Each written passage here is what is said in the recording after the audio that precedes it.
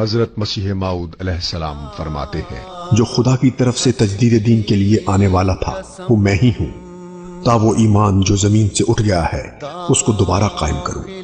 اور خدا سے قوت پا کر اسی کے ہاتھ کی کشش سے دنیا کو اصلاح، تقوی اور راست بازی کی طرف کھینچوں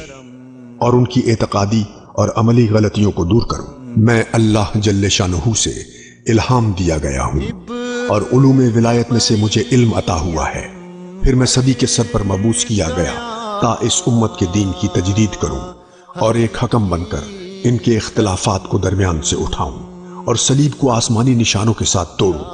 اور قوت الہی سے زمین میں تبدیلی پیدا کروں۔ اور اللہ تعالیٰ نے الہام صریح اور وحی صحیح سے مجھے مسیح موعود اور مہدی موعود کے نام سے پکارا، اور میں فریبیوں میں سے نہیں ہوں، اور نہ میں ایسا ہوں کہ میری زبان پر جھوٹ جاری ہوتا اور میں لوگوں میں بدی ڈالتا۔